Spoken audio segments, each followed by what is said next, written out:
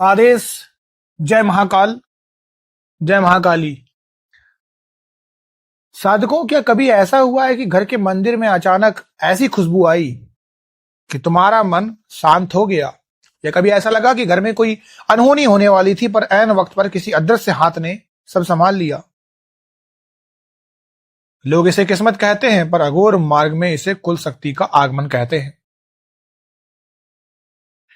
अगर तुम्हारी कुल देवी ने तुम्हारे घर की चौखट लांघ दी है, तो तुम्हारी 7 पीढ़ियों के भाग्य बदलने वाले हैं।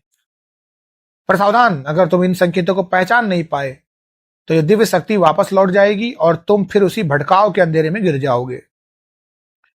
भीड़ में खो जाना आसान है, लेकिन अघोर मार्ग पर हाथ थामने वाला गुरु हर किसी को नहीं मिलता। तुम्हारे हजारों सवालों का जवाब मैं यूट्यूब के शोर में नहीं दे सकता, इसलिए महादेव की आज्ञा से मैंने एक गुप्त द्वार खोला है, मेरा व्हाट्सएप चैनल। वहां मैं वो साझा करूंगा जो यहां मुमकिन नहीं है। जो वहां नहीं जुड़ा वो भटकाव की आग में जलता रहेगा। लिंक कमेंट में है, अभी जुड़ो, क्योंकि समय हाथ से रेत के तरीके से फिसल रहा है। साधकों, अक्सर लोग मुझसे पूछते हैं, गुरुजी हम बड़े बड़े मंदिरों में जाते हैं, पर हमारे घर में शांति क्यों नहीं है? जवाब सीधा है, तुमने अपनी जड़ों को ही छोड़ दिया। कुल देवी वो शक्ति है जो तुम्हारे रक्त की मालिक है।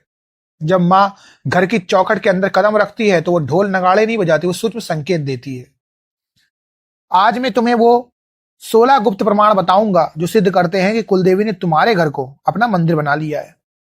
अगर ये संकेत मिल रहे हैं, तो समझ लो अब तुम्हारे दुख के दिन खत्म हुए और साम्राज्य खड़ा होने का समय आ गया। सबसे पहला संकेत है खुशबू। अगर तुम्हारे घर के किसी विशेष कोने में अचानक पूजा के समय तुम्हें मोगरे, चंदन या कपूर जैसी एक सौंधी और पुरानी महक आती है, तो समझ लेना मां तुम्हारे आसपास है। ये गंध तुम्हें एक मानसिक शांति देगी कि तुम्हारा सारा तनाव पल भर में गायब हो जाएगा।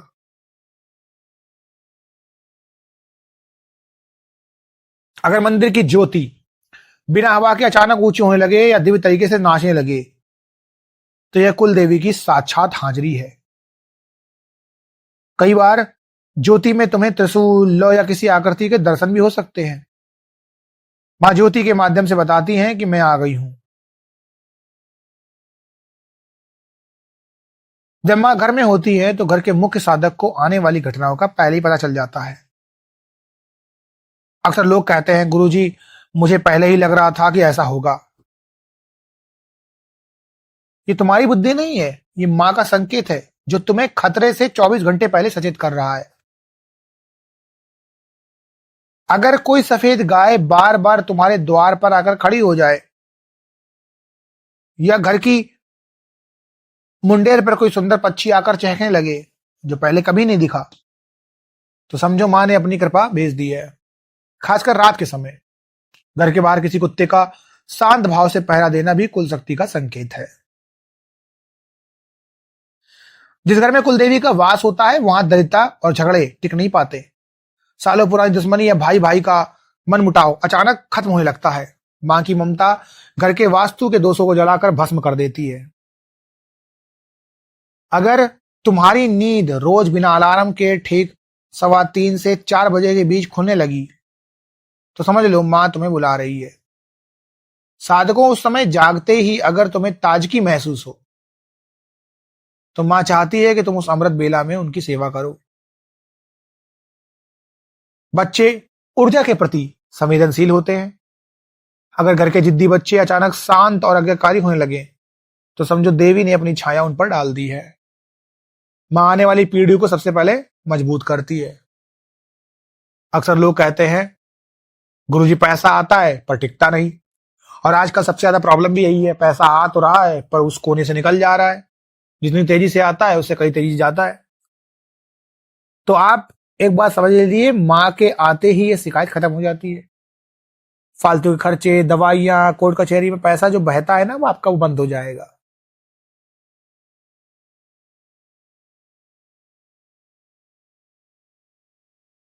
कम पैसों में भी घर में वैभव और सुख बढ़ जाएगा। कुल देवी का अंश घर की स्त्री में होता है। अगर तुम्हारी माँ, पत्नी या बहन के चेहरे पर एक सात्विक चमक आने लगे और उनके हाथ के खाने में स्वाद बढ़ जाए तो समझो माँ अन्नपूर्णा के रूप में घर में प्रवेश कर चुकी है। साधकों, माँ स्वप्न में आकर बात करती है। अगर तुम्हें सपने में लाल साड़ी वाली स्त्री, छोटी कन्या या कुल का पुराना मंदिर दिखे तो समझो माँ तुम्हारी चौखट पार कर चुकी है। माँ तुम्हें अपने सपनों के माध्यम से कुल के गुप्त नियम समझा रही है। अगर कोई नेक इंसान या सच्चा साधु अचानक तुम्हारे घर आए और तुम्हें कोई ऐसी सलाह दे जो तुम्हारी जिंदगी बदल दे तो वो साक्षात कुल देवी का संदेश वाहक है, क्योंकि माँ किसी न किसी रूप में मार्गदर्शन जरूर भेजती है। साधकों, ऊर्जा को पहचानो। नकारात्मक घर भारी और घुटन भरा लगता है, लेकिन माँ के आते ही घर के कोने से एक शीतलता महसूस होती है। घर में घुसते ही तुम्हारी सारी थकान उतर जाएगी, जैसे तुम किसी सिद्ध स्थान पर आ गए हो।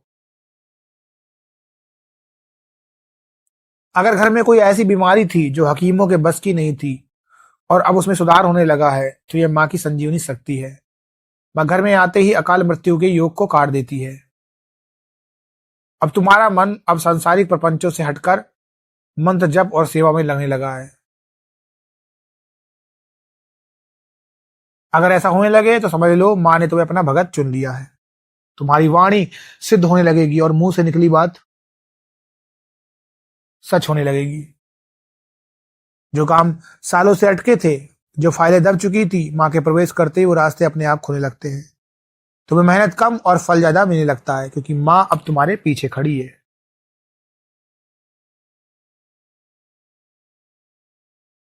अंतिम संकेत। जब तुम मंदिर के सामने बैठोगे तो तुम्हें अपनी रीढ़ की हड्डी में एक कंपन महसूस होगा। तुम्हें लगेगा कि मूर्ति तुम्हें देख रही है और मुस्कुरा रही है। यह वो अवस्था है जहां कुल देवी और साधक एक हो जाते हैं। याद रखना, मार्ग कठिन है पर नामुमकिन नहीं। जो डरेगा वो मरेगा, जो लड़ेगा वही अघोर बनेगा। अब ये तुम्हें तय करना है कि तुम्हें दुनिया की भीड़ में मरना है या मेरे साथ मिलकर अपना आध्यात्मिक साम्राज्य खड़ा करना है। व्हाट्सएप चैनल का द्वार खुला है, वहां मिलते हैं। और हाँ, जागते रहो क्योंकि असली खेल अब शुरू होगा। आदेश। जय महाकाल, जय महाकाली।